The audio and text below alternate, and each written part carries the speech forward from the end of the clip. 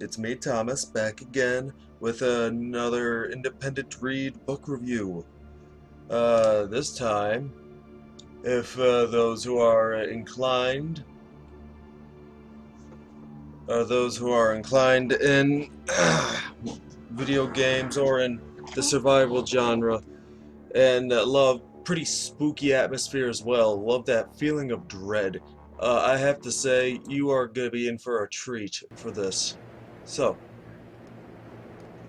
what you're looking at here is a game called Stalker. Stalker Call of Chernobyl. I have a little mod on. Just enables a whole bunch of little stuff that I could do. But I have what was it? Yeah, Stalker Call of Chernobyl on. Now, what does this have to do with this? Well, anyone that's around me knows that I absolutely adore Chernobyl. It crashed. Well darn.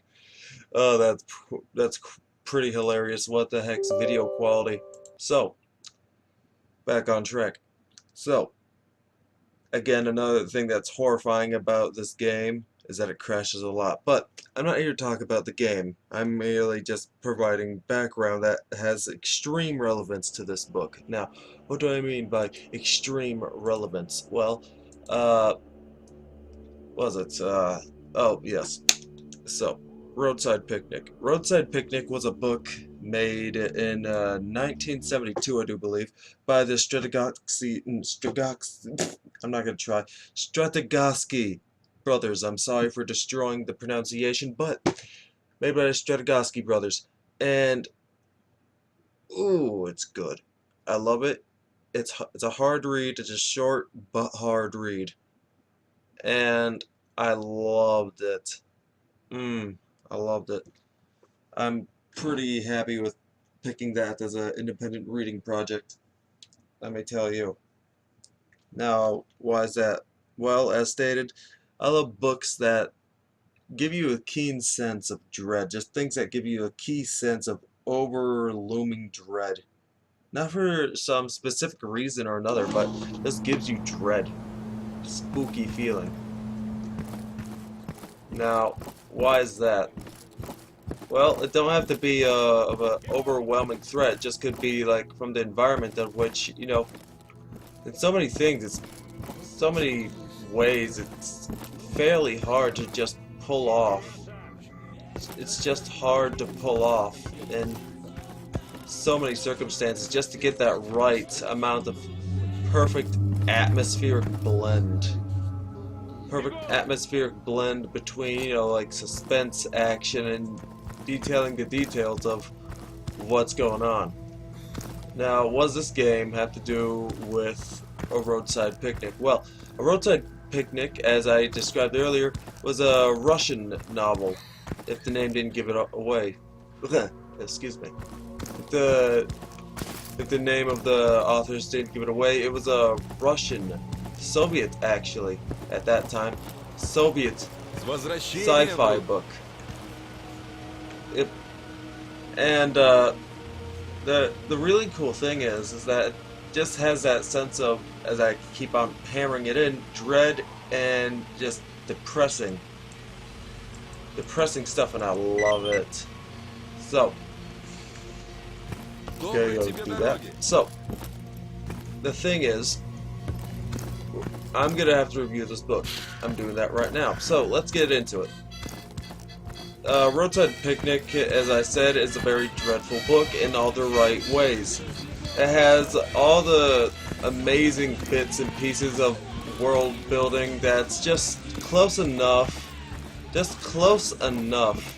to reality, but just far away enough to inspire wonder, but just close enough to make to where it's no laughing matter, and you can get, like a fairly good connection to the guys. Now, let's start by going over some of the characters here. The big guy, the main dude, that you're going to be following for most of the book is, shoot, this one redhead dude. Ah, God. Hold up a second, my dude. Hold up. I keep forgetting. Hold up. I have it on me. Gosh darn it. Yes, ignore that. Where did I put that? Shoot. Oh well. I'll get. Wait, wait, wait. Control F. Red. Doot. Let's see here. And I'll go to the names. Where is it? Introduction. Yep, there it is. I knew it. Red Shoeheart. That's the last name that just kept on smacking me. I can't remember that last name, but Red Shoeheart. Now he's like a really grizzled veteran of this kind of stuff. Now he's a stalker. Stalkers are basically just dudes that go into these zones that were established when supposedly aliens uh, came to Earth. And they didn't really do anything except leave their trash all about. And it's the premise of the book Roadside Picnic. Now, why is it called Roadside Picnic? Well, a lot of, and this is in around page 70 or so, it's described that the aliens came over to Earth as basically like a roadside picnic, you know, going on a trip somewhere, you stop by someplace, have a picnic, you know, such and such. And as you do, you don't really pay much mind to like the ants or like the local wildlife unless they're really wily. And yeah, you don't really pay attention to them and just leave your garbage.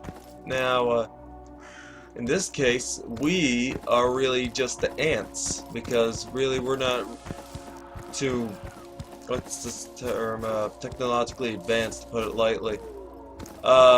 So, you know, the aliens probably just don't really notice us at all. So they just, you know, leave the trash all about, and this becomes zones, the zones. Now, the zones are littered with all manner of reality-breaking, or at least to our standards of reality-breaking artifacts, or swag as they call them. Artifacts, swag, fairly interchangeable. And there's various things, like for example, there's some where there's some sort of beads that, ooh, that sounds interesting, but there's some sort of beads that kind of just stop light. It's weird. So it could just range from like, kind of like, what was it, like gas station play areas where you buy those little knickknacks. Could range from knickknack level to world-ending level. But you know, it's odd. It's really odd, and a lot of the things you don't know how it works yet. Now, at the point in the book, we follow Red, who's a grizzled veteran of, you know, of being in the zone. He, was it the visitation? Yes, the visitation occurred to him, occurred to his hometown at the age of 10.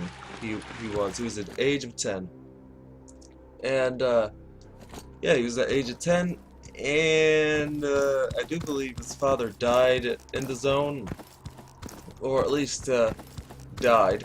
I'm certain of that. He also traveled along with this one guy, Bershmog or something. Burborsk, Burbuk, some sort of Eastern European name. Sorry to be, you know, offensive to Eastern Europeans if I said that, but still. So some sort of hard to pronounce Eastern European-esque name. And, so yeah, he traveled with him. But that'll go on, we'll talk about him later. So, what happens is, there's these stalkers, and they go into the zone, illegally, mind you, illegally. The zones are considered way too dangerous for human life to be present, so the military, the UN, all sorts of various people, contractors, mercenaries, etc., all sorts of the lot, all scourged to the zone and, you know, want to go see what's happening. And, you know, stalking's a pretty dangerous business, henceforth there's a, well, high premium for stalkers, especially good ones that can find things. People that can find things, well, they are very valuable people. That's good. Excuse me. Where's my drink? I'll find it later. Maybe into part 2. Maybe. So, what's so special about Red? Well, as I said, he's an experienced stalker. That's a huge bit. That's a dead man right there. You'll find a lot of this kind of stuff in the zone, in all honesty. A lot of the stuff that happens in the zone is extremely grisly, really. The ways that you go out in the zone are very spooky, really, to say the worst. Or anticlimactic. Now, let's go on to the next part of the book, yeah? So, we find Red. We find Red. He has to go into, like, the zone a few more times. He doesn't want to, but he basically has to. He doesn't want to, but it's kind of like one of those only 3 weeks away from retirement kind of a deal. But, such and such. And, yeah, he is kind of, forced for money and just, the urge of just wanting to do it again. That's a glitched out NPC. That's hilarious. And yeah, just stuff like that happens. He's confronted with this one scientist dude who he says that, hey, I got this one thing called a spring. Not a spring, I'm an empty. I get some of the names Научишься confused. говорить, подваливай. Нафиг ствол. Now, what's an empty? Well, an empty is basically like 2 copper plates. You take those copper plates and there's like nothing between them. It's not a magnet. It's just nothing between them. There's just nothing between them. Now, this scientist dude, he gets told by Red that he found an empty that was actually full of something, which is pretty gosh darn rare. And as it is pretty gosh darn rare, it would fetch a fairly premium price. Well, I mean, why not? I mean, it's rare, it's scientifically interesting, So, with the scientists being all around the zone and everyone being out for themselves, everyone wants to be the very best like no one ever was, everyone likes to smuggle things in and out of the zone, but as I established earlier, that's a big no-no from the military and the UN and just generally authorities. But, there's always going to be, and it's pretty deep-rooted, that a lot of the guys there are fairly corrupt and they just let things slide by, which is a fairly good thing for our protagonist Red, so that he doesn't get absolutely demolished by a lot of dudes. Oh. But yes. So, what happens is that he's talking to this one sergeant, his higher up, I do believe, from his time serving, and he's talking to him, and he's like, hey, you gotta stop doing this. This isn't healthy. This is not healthy for you to do at all. You shouldn't be doing this. You're gonna get caught. Next time you get caught, you are definitely gonna be going to bad places. Your rights as a scientist, or at least an assistant of a scientist, will be revoked, and you'll have absolutely no way of entering the zone again. You better stop it right now while you got the chance. And Red goes like, you got a good point. Fingers, they're crossed behind his back. And goes like, I won't do it again. I've seen the error of my ways. And, just basically lies. He basically just lies. But, everyone would have lied anyway. There's a ton of stalkers in there that everyone's wanting to make their fortune, and such and such. Kind of like the Wild West. Wild West, really. And there's not many real laws in there. Because the zone is very inhospitable, it's very spooky, it's very... Not spooky because it's eerie, it's spooky because, well, it's unknown. It's that, fear of the unknown. Now, as we go... excuse me, I need to adjust some settings, but as we go further into the book, we have Red wanting to have someone with him, and good for him. You know, best to keep somebody with you, you know, so that you don't have any issues, you know, as you do. You always want to have, you know, like a little backup buddy, your little battle buddy next to you, and then, you know, good for him. Have a battle buddy, good plan. I like it. He has like this one Russian guy, Krill, I do believe. Krill come with him. His name's Krill. Now, Krill comes with him. He's a bit iffy. He's a bit iffy, really. But, yeah, he goes. Eventually, nerves start getting to him, but Red calms him down. They come across a few things, really. They come across a few things. First thing that they come across is, well, just getting into the zone in the first place. They have to sneak past a few guards and, you know, just play it cool and such.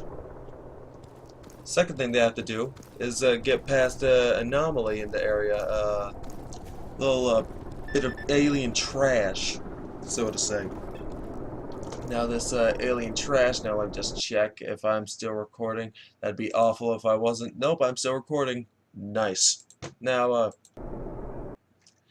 this alien trash was some sort of gravity concentrator. It'd get anything in the area.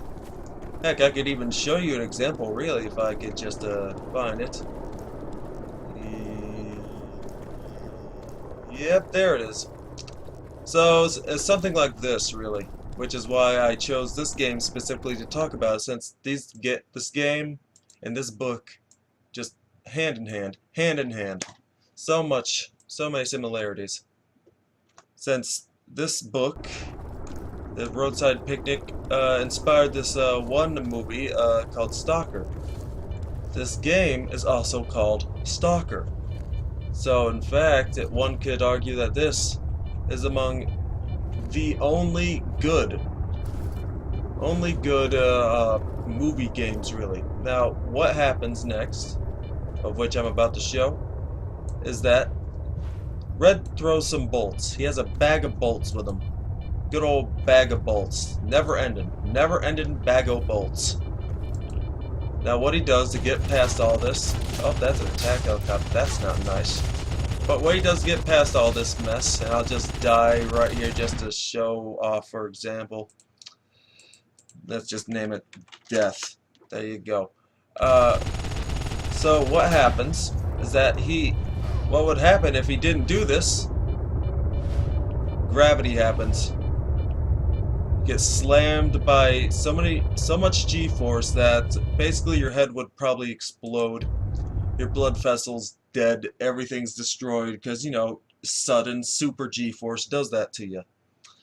And you don't want to mess with that. So, what our hero did is, like I said, use these bolts, checked out any movement. As you can see, you know, the bolt isn't supposed to do that. What did that? I don't know. It must have been the anomaly there. So that's what happens. Oh, use this. So, after that, they get through it. They get through that little anomaly. They get past it. Thankfully. And then they find their way into a barn. They find their way to a barn looking for things, and this is where they presumably found such stuffs. Now, what was I going to say? Oh, yes.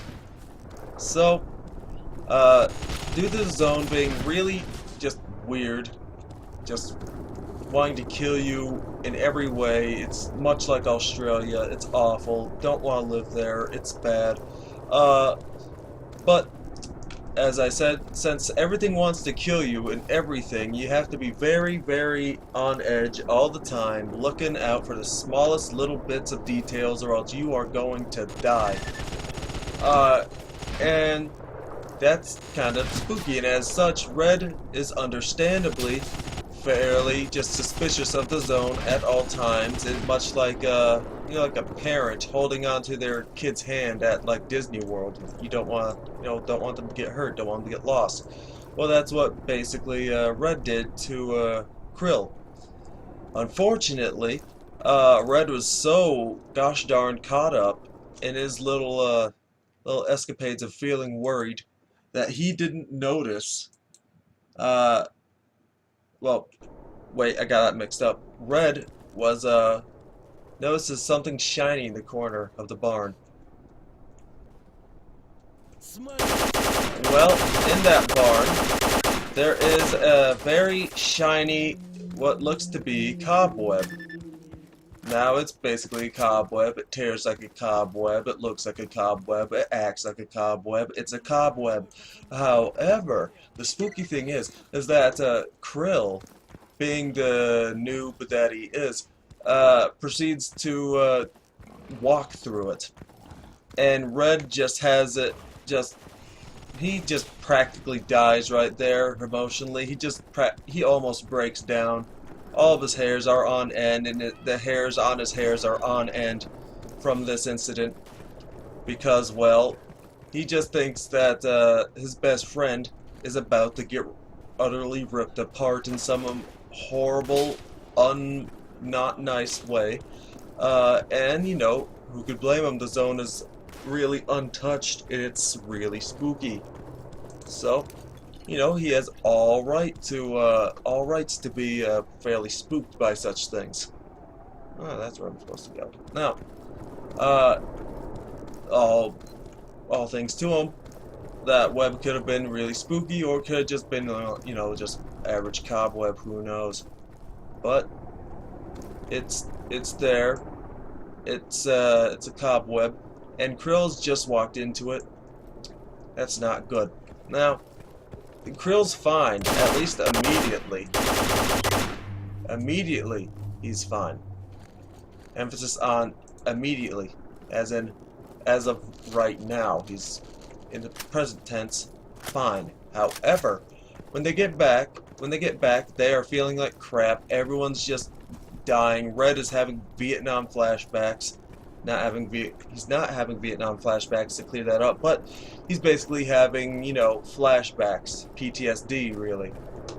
Just having anxiety attacks and just bad times, man, all around, bad times. And, well, as such, you know, having such horrible, bad, not good times, he decides to do what so many men at that time in the 70s, before video games were invented, would do when they felt upset.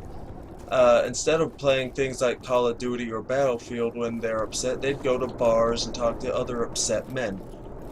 So Red went to the local bar, and ordered some drinks, and then he heard from his pal, from a random pal, that, well, Krill's dead. Krill is dead. His best Russian buddy, he is dead. That's not good. No bueno. That's upsetting. He kind of just is upset. He doesn't really take it in all at once, but then again, he's kind of knee deep in the booze. So, you know, that's what happens, I guess. You're kind of, you know, so slammered to the hammer that you can't really, you know, make out what's left from right. I can't do that half the time anyways.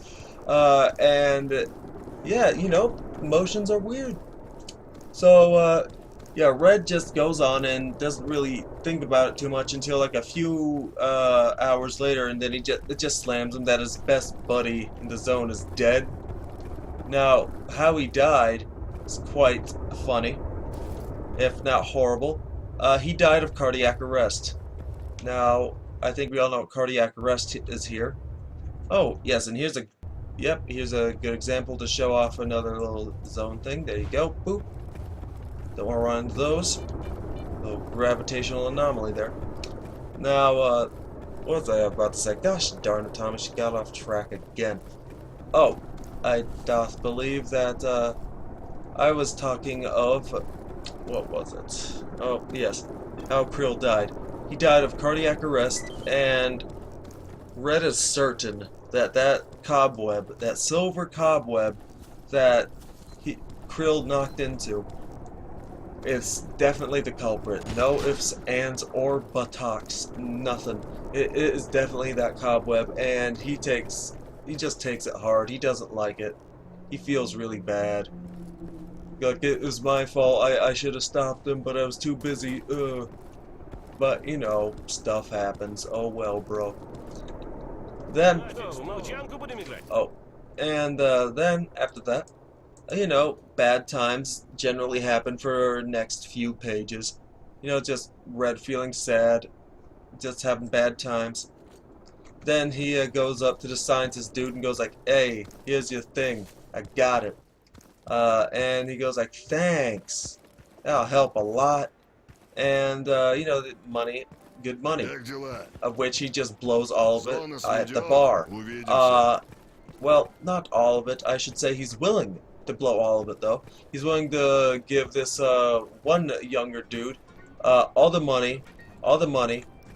Tell him to get out of here. Вернулся? Get out. Don't be here. Don't do it. It's a bad life. Get out while you still can. Don't do it. You're young. Don't die. But yeah, that's what he does. However, the guy just doesn't want to take the money. Either good conscience or just being weirded out by this guy who's all grizzled and looking hammered and slammered, giving him all of a sudden like $800. Братан, ты не врубаешься? Yeah, that kind of weirds out people, and so that's probably why he didn't take it. Удачи. Ah, man, bit of a dry mouth. So, what happens next is, after that, whatever money he has left, he goes over back home. He wants to go over to his wife and see how she's doing. Well, at this point, fiance really, but you know, like wife, fiance, basically the same thing, really. He goes over to his girlfriend. Let's just say that is a girlfriend, and yeah, he just goes over to her and see how she's doing. Turns out she's preggers, and that's alright, I guess. However, the big dealio is that she's pregnant with the baby of a stalker, and the thing is of stalkers is that they get exposed to all sorts of weird stuff, all sorts of bad things. And as such, being exposed to all sorts of bad stuff, bad things, radiation and the like, you know, bad stuff happens to the babies. The, you know, DNA of the stalker is, well, kind of jumbled, and as such, it's generally accepted that if you have a baby with a stalker, it generally means that that baby's gonna be a freak.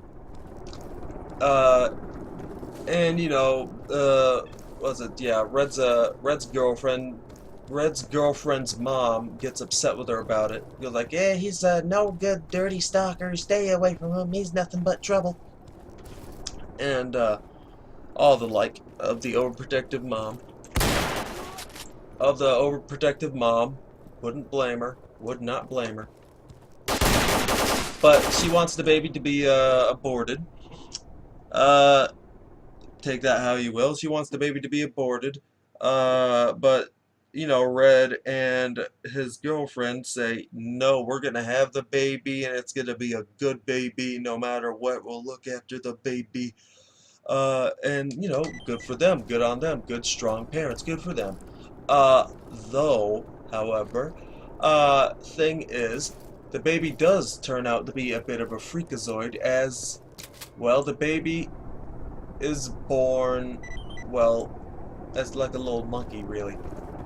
Now, not immediately, I should say, but slowly but surely she starts to turn into like a little monkey baby.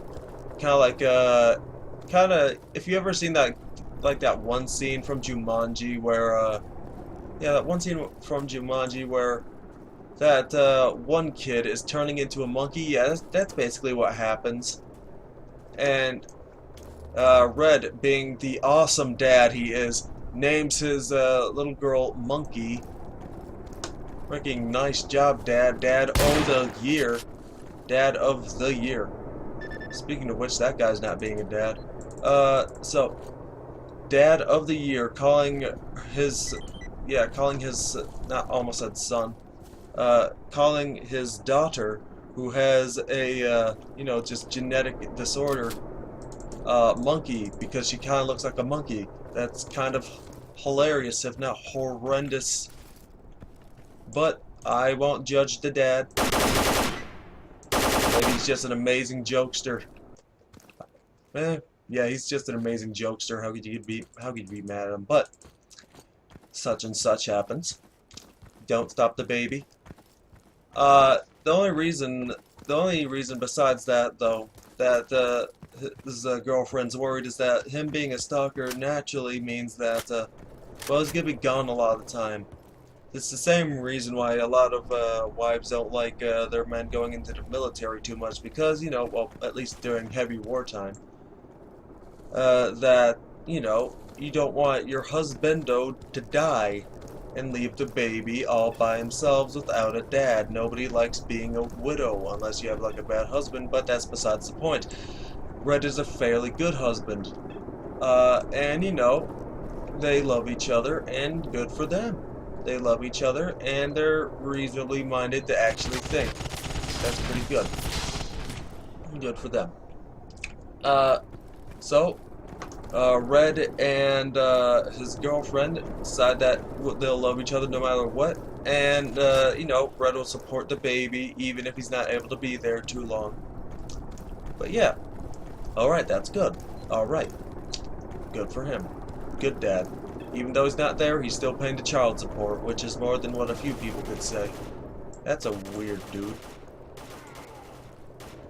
Another one of them mutie boys. I'm not gonna touch him.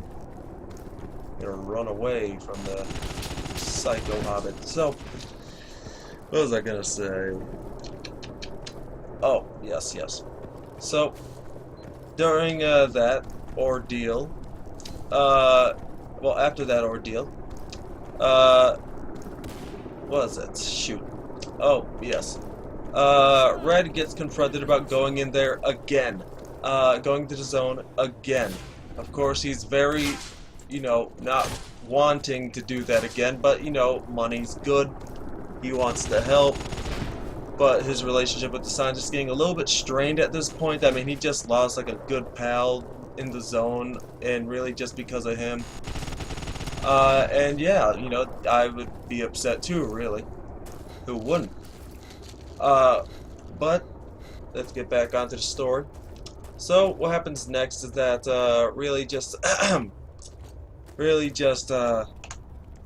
Red proceeds to go into the zone a few more times, has some close calls, but nothing really bad happens to him. As you know, he's a grizzled veteran. He's not gonna die now. He's only 6 weeks away from retirement. So he isn't, but you know, he plans to be. So after that, after those little escapades in the zone, we just learned a bit more about various things that are in the zone, really. Various things that are in the zone, such as witch's jelly, which basically is like if you ever heard of like the big goo monster that likes to devour everything, except it's like that, except it has acid. Apparently, it's awful. It's horrendous. But besides learning about those fun things,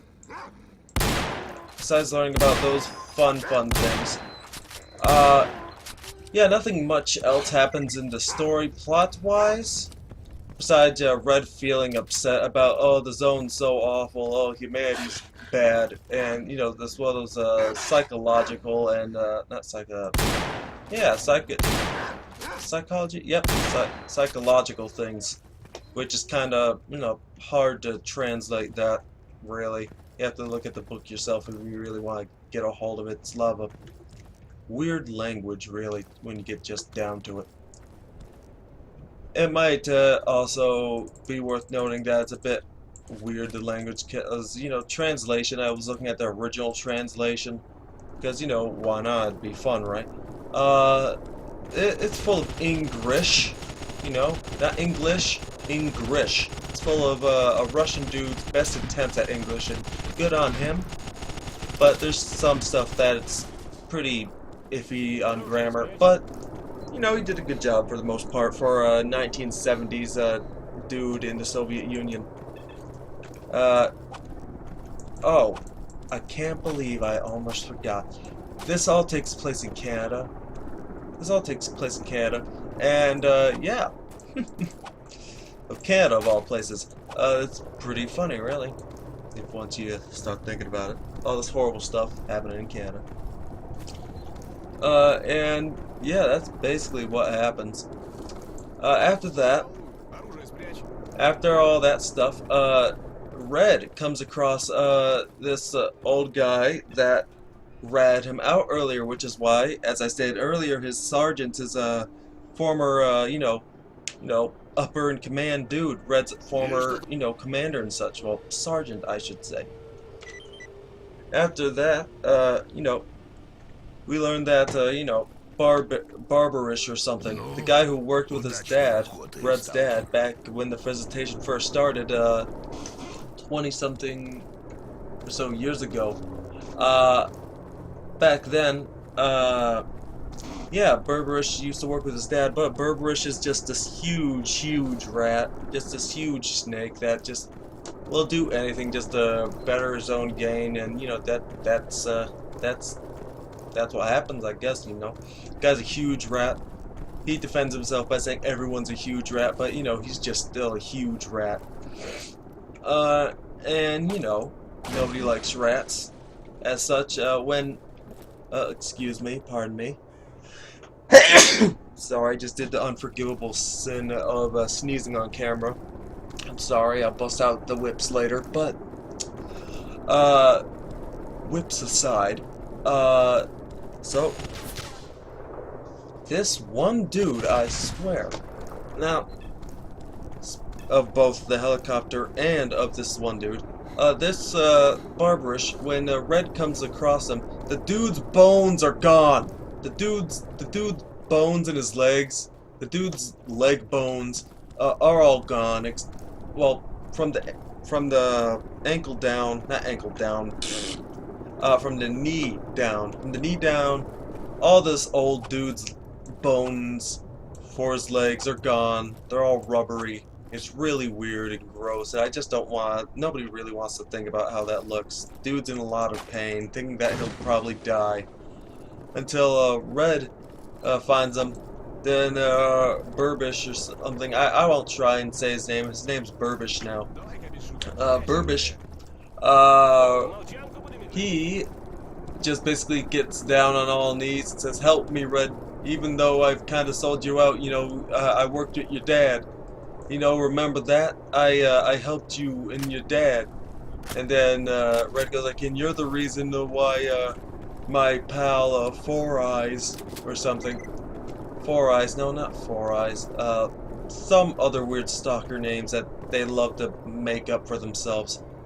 But yeah, some other weird name that they love to make up for themselves. Aside, Burbish is well known for being a huge rat and not helping out other stalkers when they need help the most, and usually leading to a lot of death because he wants to save his own skin. As I said, I'm not judging, but still pretty scummy. So Red is really hesitant in wanting to take this guy and help him. He has to carry him on his back, sneak him past the guards, or else they'll just either shoot him or arrest him. Yeah, he has to sneak past all the border guards and all sorts of spooky stuff. Now, luckily for Red and Burbish, luckily for them, the patrol that was around there at the time was kind of taken by surprise by like some weird thing going on in the zone, some weird flashing that was going on. Then they go over there, see what's happening. Excuse me. See what's happening. What's the ups going on? What's what? And that provides ample time to oh, he's dead, I doth believe. To get the heck out of there, and just walk around, get out. Now Burbish, he's in no mood to walk. He's practically, he's an complete and utter cripple who just proceeds to retire after they get to safety and get looked at by the local doctor that's really good at being a doctor and is very well known for working with diseases that aren't really human. And after that, we're around page 60 or so now. After that, I'm saying a lot, but I'm just trying to remember, man. Gotta sound like Obama saying all these uhs. So after that, freaking Red gets ratted out again. Or somehow, either he gets ratted out again or some bullcrap, because he gets caught again. And now they just want to run him out of town. They just want to, they want to get him. They want to get him. And they do get him, but not before a very exciting chase. Not before a very exciting chase around the town. And since Red knew all the area in the town, since, you know, he's lived there his entire life, you know, home advantage, man. But you know how things go. The good guys never tend to win. That's my thing. Thank you very much, my dude. Good guys never win. Sob, sob, cry, cry. And he gets caught. And yeah, he gets caught after running around practically naked through a bunch of kids playing around. In the book saying scarring the kids. It's a bit of a chuckle there, a crude humor chuckle there during a very, very serious situation where he has to crawl through a sewer. And I have to say, you know, that's an ample reason to you know, take off your clothes. Nobody wants to be covered in poop. But yeah, after that, Nonan or something, yeah, Nonan, the guy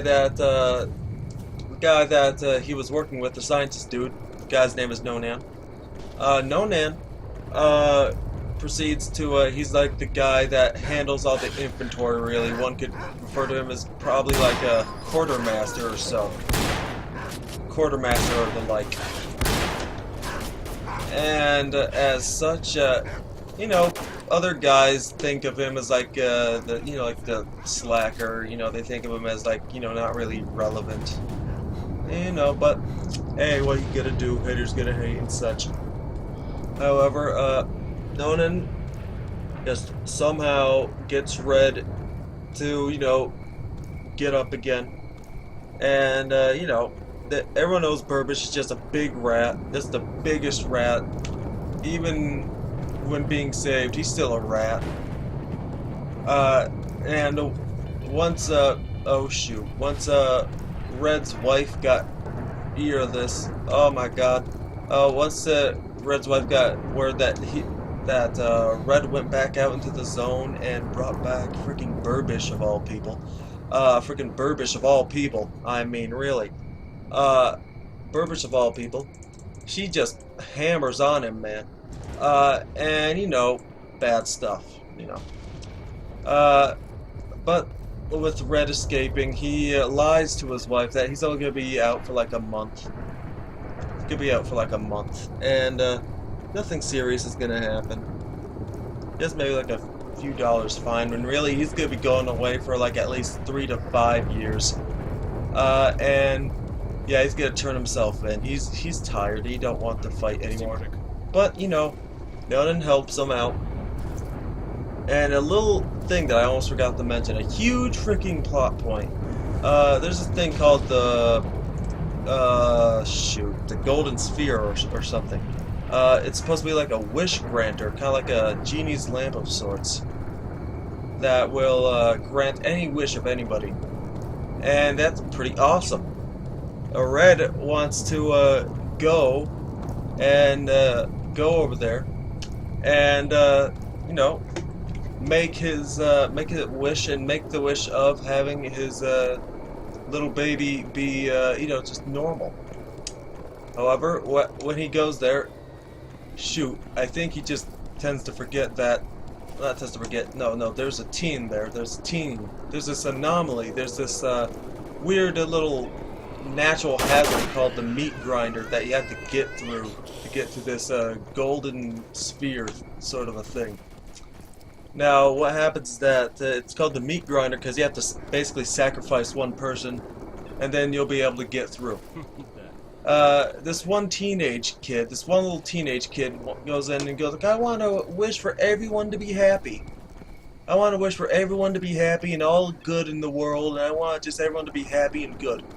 And Red seeing that, and then seeing the teen just die, just absolutely die, feels for the kid and go like, that's a really good wish. I think I'll just do that wish instead. So he does, and then the book ends, and like among the most dissatisfying endings in all of book history, where he just, the book ends. The book just utterly ends on that cliffhanger, not really telling the reader whether or not Red dies or if his wish is granted.